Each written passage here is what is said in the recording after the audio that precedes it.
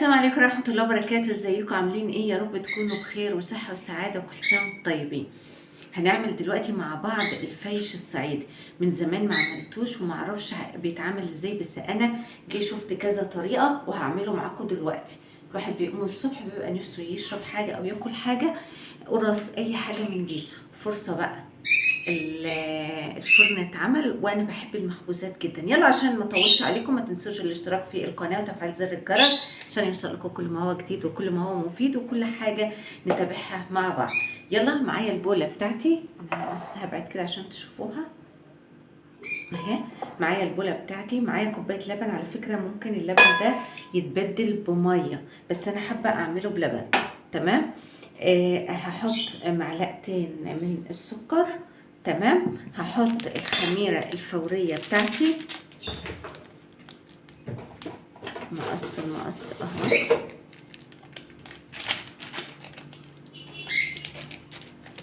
اهو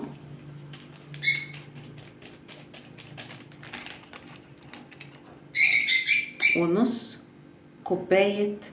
انا حاطه هنا معلقتين سمنه بلدي عشان يطعموه على زيت. عاوزه تحطي سمنه بس، عاوزه تحطي زيت بس، عاوزه تحطي سمنه على زيت زبده، براحتك بقى. اهو كده. وهحط معلقه كركم كبيره، يعني كبيره ممسوحه كده، وما نكتروش عشان ما يمررش. اهو بس. اقلب بقى المساله دي كلها تتقلب مع بعضها كده.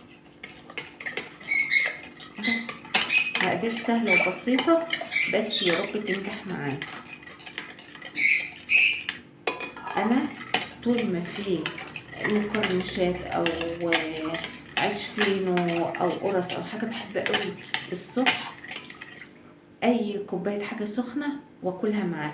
ده بالنسبه لي بيعتبر احسن فطار.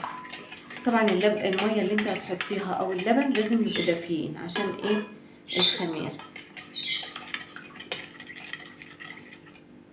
عاوزه تستني شويه لحد ما تشوفي الخميره مفعولها عامل ازاي. لو انت مش متاكده من الخميره بتاعتك مفيش مشكله. عاوزه تشتغلي على طول برضو مفيش مشكله، وده اللي انا هعمله. انا هشتغل على طول عشان عندي درس ومانيش فاضيه ان انا استنى والكلام ده. يعني عندي الدقيق اهو. هحط معيار الدقيق و اقلب. انا عاوزه بس السباتولا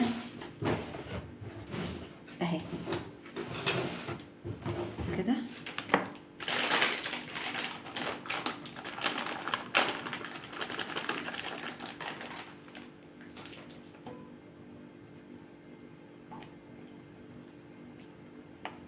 عملت معاكم الكيكه، على فكره طلعت ناجحه تحفه تحفه والله. الطعم كان تحفه، والاول مره على فكره الكيكه معايا تظبط بالجمال ده. هي كل مره بتطلع حلوه، بس المره دي فرقت جامد ان هي ما فضلش منها حاجه.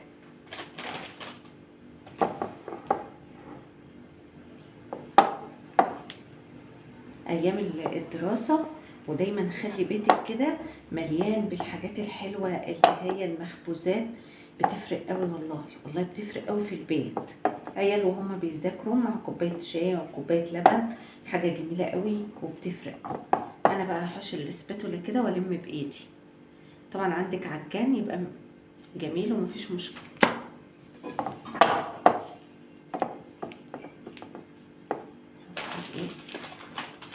انا بحط الدقيق لحد ما الاقي العجينه لمت معاه، عشان في دقيق بيشرب السوائل وفي دقيق لا.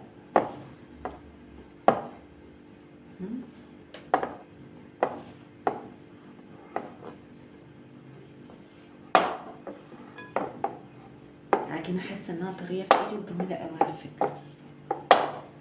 انا عاوزه بس احط فوطه كده تحت الطبق عشان ما يعملش الصوت اللي هو بيعمله ده كده. بس كده انا حطيت في مقام 3 كوبايات دقيق. مش هيحتاج دقيق تاني.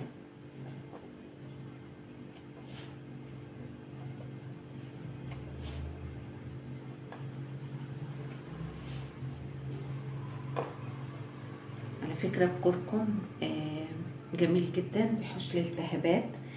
معلومة كده على الماشي، لو جبتي كوباية لبن ورحتي حاطة فيها كركم، معلقة كركم، معلقة كوباية لبن دافية، وشربتيها كل يوم، عمر ما يجيلك يبقى التهابات او برد او كده.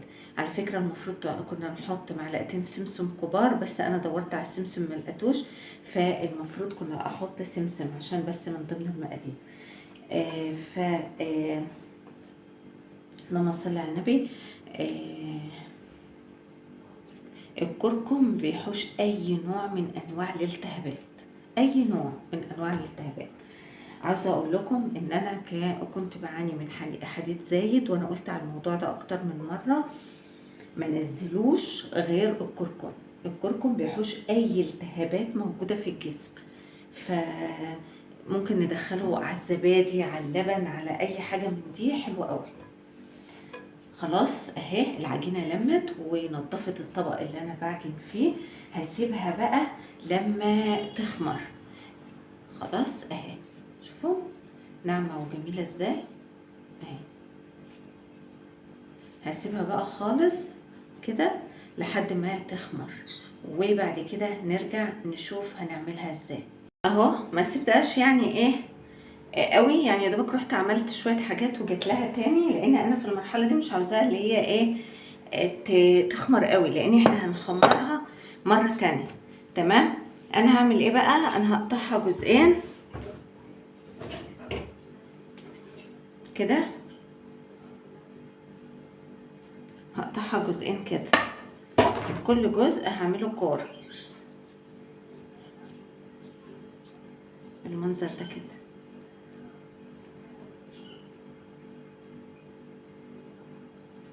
اهي. الجزء التاني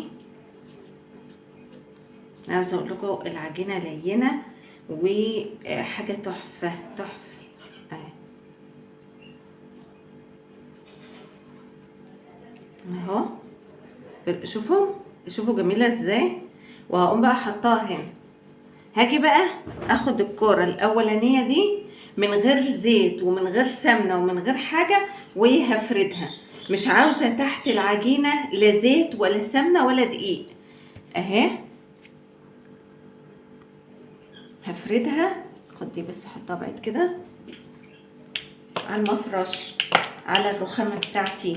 انا عاوزه عجينه مستطيل، ويبقى سمكها متوسط، ما يبقاش سمك لا تخين قوي ولا رفيع قوي، بس انا عاوزه اعملها مستطيل. تمام اهي.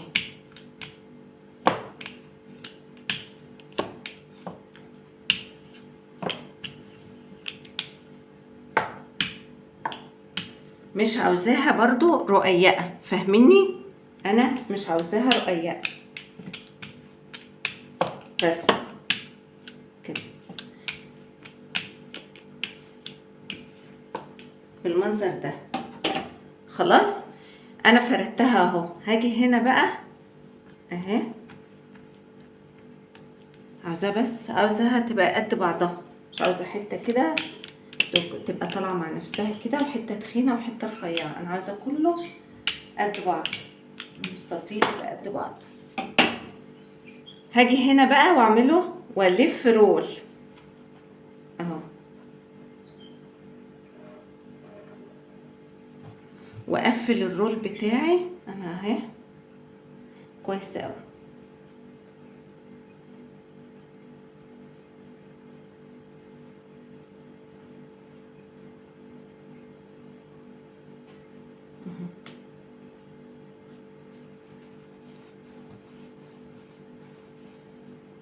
عشان ما يفكش منه اهو، بعد ما يخمر ما يفكش.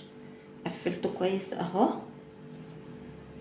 المنظر ده كده زي العيش الفينو. خلاص اهو. هاخده احطه هنا. القارب بتاعي مدهون بحته سمنه بلدي، انا حاطه في حته سمنه بلدي عشان تعمل له ايه طعم كده وريحه حلوه كده. تمام. الرغيف التاني او الكرة التانية بنفس الوضع كده اهي، وبأكد ما بنحطش تحته اي حاجة.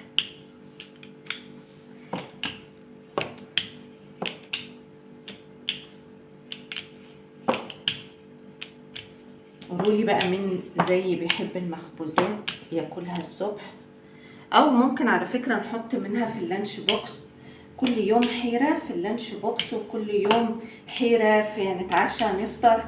فالمخبوزات دي والله بتسد، وممكن تعملي مقدار على قد اللي موجود عندك في البيت، يعني مش مطلوب منك تعملي مقدار كبير ولا حاجة.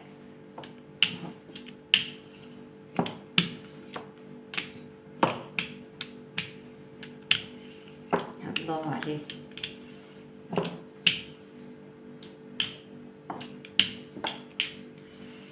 بس كده، شوفوا السمك مش تخين ولا رفيع. برضو هلف رول كده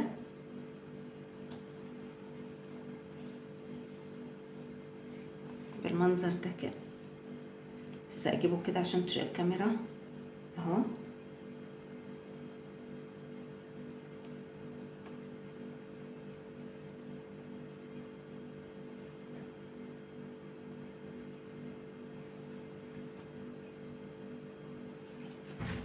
اهو اقفل بالمنظر ده كده اهي، واقفل كويس، اتاكد ان انا قفلته كويس بالمنظر ده اهو.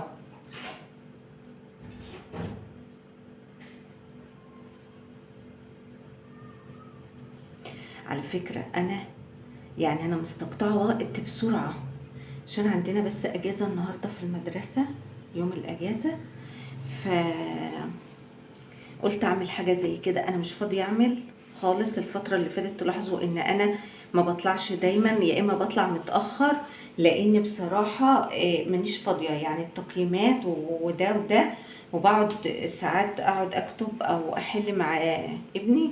الدنيا بجد بايظه معايا خالص خالص، اللي هو ما بلاقيش وقت. بس بحب اشارككم معايا اي حاجه بعملها. ساعات بقى بالليل خالص بضطر اقوم قايمه عامله واضغط على نفسي يعني.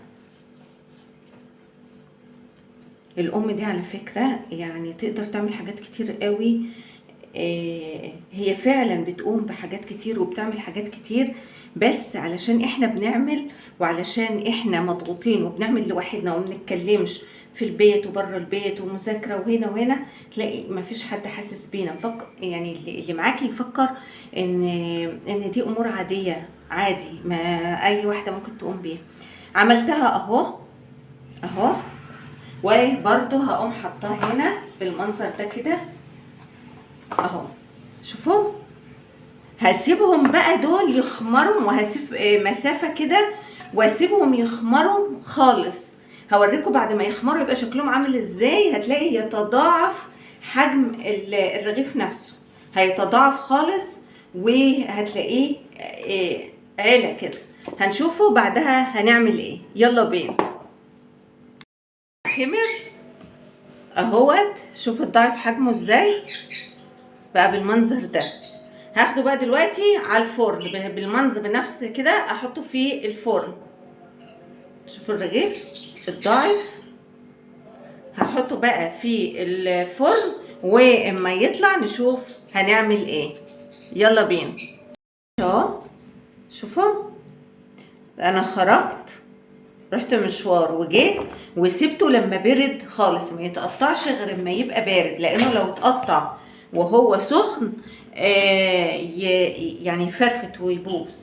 هقطعه بقى كده اهو، عاوزين نقطعه حتت متساوية اهو.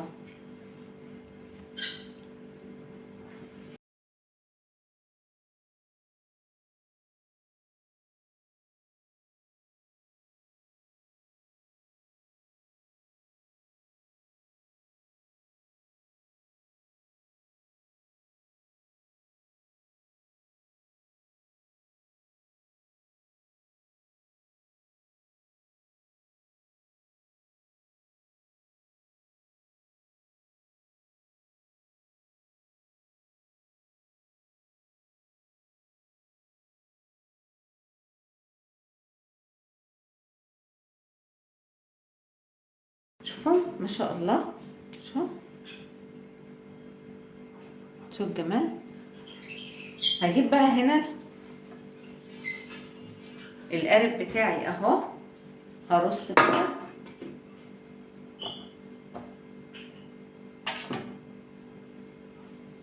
اهو.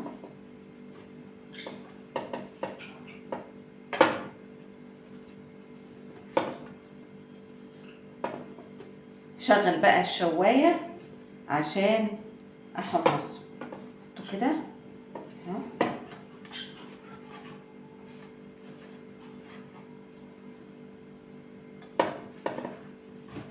اهو هشغل عليه بقى الشوايه عشان يتحمص، وحمص كل الكميه، واللي ما يحمر وتحس انه اتحمص تقلبيه. تمام، هنشوفه دلوقتي.